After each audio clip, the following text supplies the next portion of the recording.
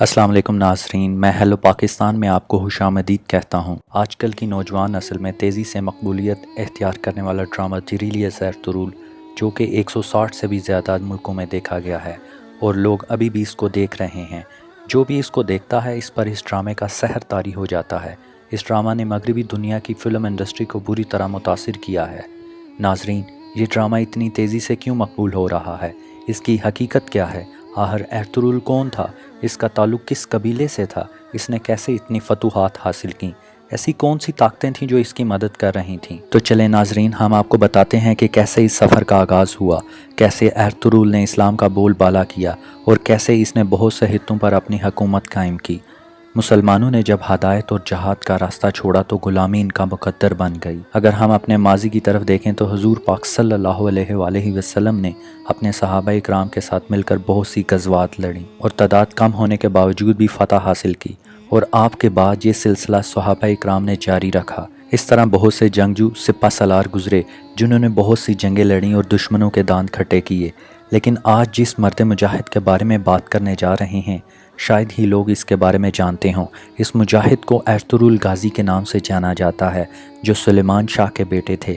ان کا تعلق قائی قبیلے سے تھا۔ ایرطغرل غازی ایک نہایت بہادر جنگجو سپہ سالار تھا اور یہ پیشہ ورانہ طور پر خانہ بدوش تھے۔ ایرطغرل نے مسلمانوں کی آزادی کے لیے جہاد کا راستہ اختیار کیا۔ ان کی قیادت میں مسلمانوں کا سنہرا دور شروع ہوا۔ 13ویں صدی کا جب آغاز شروع ہوا تو مسلمان نہایت ہی مشکل دور سے گزر رہے تھے، تو اسی اسنا میں دنیا کے نقشے پر ایک نئی سلطنت ابھرنا شروع ہوئی۔ چنگیز خان کی قیادت میں جب منگولیا سے تعلق رکھنے والی ایک ہونہار فوج نے جب اپنی سلطنت کی توسیع کے لیے دوسرے علاقوں پر حملے کیے تو یہ ترک قبیلے مشرقی یورپ سے بڑھتے ہوئے مغربی یورپ کی طرف بڑھے۔ منگول سلطنت نے جو ظلم اور بربریت کا مظاہرہ کیا وہ رہتی دنیا تک اپنی مثال آپ ہیں۔ منگولوں کے ظلم کے آگے دنیا کی تمام بڑی طاقتیں دم توڑ رہی تھیں۔ چنگیز خان نے اپنی تمام تر ہولناکیت کے ساتھ سلطنت خوارزم کا رخ کیا اور اسے پاش پاش کر دیا۔ اس سلطنت کی تباہی کے بعد وہاں پر ترک قبائل کسی محفوظ جگہ کی تلاش میں ہجرت کرنے لگے۔ اس میں زیادہ تر قبائل چرواہے اور خانہ بدوش تھے۔ ان ترک قبائل میں سے کچھ عراق اور شام چلے گئے اور کچھ نے مصر کی طرف ہجرت کر لی۔ ان تمام قبیلوں میں سے ایک قبیلہ جس کا نام قائی قبیلہ تھا، جو تعداد میں باقی قبیلوں سے بڑا اور زیادہ طاقتور تھا۔ اس قبیلے کے سردار سلیمان شاہ تھے۔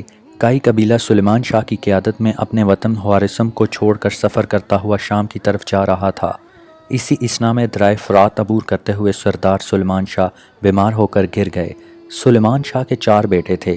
ان کی وفات کے بعد ان کا قبیلہ منتشر ہو گیا۔ سنگر تیکن اور گندوگدو اپنے اہل خانہ کے ہمراہ اہلت کی طرف روانہ ہو گئے۔ یاد رہے کہ یہ ایرطغرل کے بھائی ہیں، اور جو لوگ باقی بچ گئے انہوں نے ایرطغرل کو اس کی شجاعت اور بہادری کی وجہ سے اپنا سردار چن لیا۔ ایرطغرل ایک جنگجو سپہ سالار تھے اور اپنے قبیلے کا دفاع کرنا جانتے تھے۔ چنانچہ آپ اپنے چھوٹے بھائی اور تقریباً 420 گھرانوں پر مشتمل لوگوں کے ہمراہ ایشیائی کوچک کی طرف روانہ ہوئے اور سلجوق سلطنت میں شامل ہو گئے۔ سلجوقی سلطنت کے اس وقت کے حکمران سلطان علاء الدین تھے۔ وہ اپنے عدل و انصاف کی وجہ سے بہت مشہور تھے۔ ایرطغرل غازی جب اپنے قبیلے کے ہمراہ سلطان کی سلطنت میں پناہ لینے کے لیے کونیا جا رہے تھے تو رستے میں انقرہ کے قریب ایرطغرل کو 2 فوجیں جنگ کرتی ہوئی نظر آئیں۔ ایرطغرل غازی کسی فریق سے واقف نہ تھے، لیکن ان میں سے ایک تعداد میں بہت کم تھے۔ ایرطغرل اپنے دستے کے ہمراہ ان کے ساتھ شامل ہو گئے اور بہت تیزی سے حملہ کر دیا۔ مخالف فوج ڈر گئی اور سمجھی کہ ان کو کہیں سے مدد ملی اور وہ جنگ جیتتے جیتتے ہار گئے۔ بعد میں پتہ چلا کہ ایرطغرل نے اپنی فوج کے ساتھ جس فوج کا ساتھ دیا وہ سلطان علاء الدین کی فوج ہے۔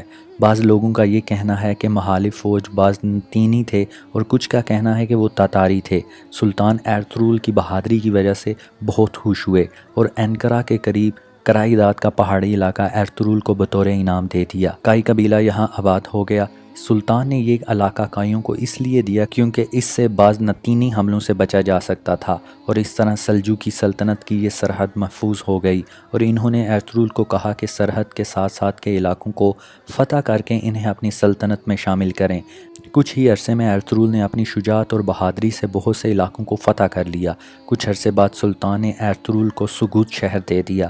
ان فتوحات کی وجہ سے بہت سے ترک قبائل ایرطغرل کے ساتھ شامل ہو گئے اور اسے اپنا سردار مان لیا۔ اسی طرح ارطغرل کی قوت دن بدن اور بڑھنے لگی اور ان کا اقتدار ارد گرد کے علاقوں میں ہونے لگا۔ سلطان علاء الدین کے لیے ارطغرل غازی جیسے خانہ بدوش کی اتنی فتوحات حاصل کرنا نہایت تشویشناک تھا، لیکن ایشیا کوچک میں دولت سلجوقیہ اندرونی اختلافات کی اور امراء کی بغاوت کی وجہ سے زوال کی آخری سیڑھی پر کھڑے تھے۔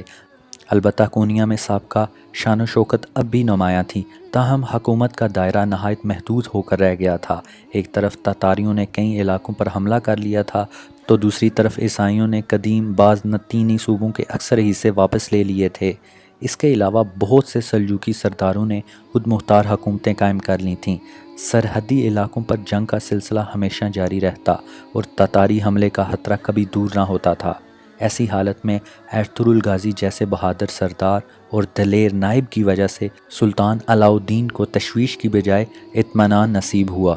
چنانچہ جب ژینی اور بھروسہ شہر کے درمیان ایک جنگ میں ارطغرل غازی نے بطور نائب کی حیثیت سے بازنطینوں اور تاتاریوں کی فوج کو شکست دی تو سلطان علاء الدین نے اس کے بدلے میں اس جگہ کو بھی ارطغرل غازی کی جاگیر میں دے دیا اور پوری جاگیر کا نام سلطانونی رکھ دیا اور ارطغرل کو اپنے ہر اول دستے کا سپہ سالار مقرر کر دیا۔ اس وسیع و عریض علاقے میں چراگاہوں اور پانی کے علاوہ بہت سے قلعے بھی موجود تھے جو کہ خود سر امیروں کے تھے۔ ان قلعوں کو فتح کرنے کے لیے ارطغرل غازی اور ان کے بیٹوں نے متعدد جنگیں لڑیں۔ سن 1281 عیسوی اور بعض کے مطابق 1288 میں ارطغرل غازی 90 سال کی عمر میں وفات پا گئے۔ ارطغرل غازی کو سوگوت میں دفن کیا گیا۔ آج بھی ترکی میں ان کا مقبرہ ہے۔ ارطغرل غازی کے چھوٹے بیٹے عثمان غازی نے وہاں ایک مسجد بھی تعمیر کروائی۔ ارطغرل غازی کے بعد ان فتوحات کا سلسلہ عثمان غازی نے جاری رکھا۔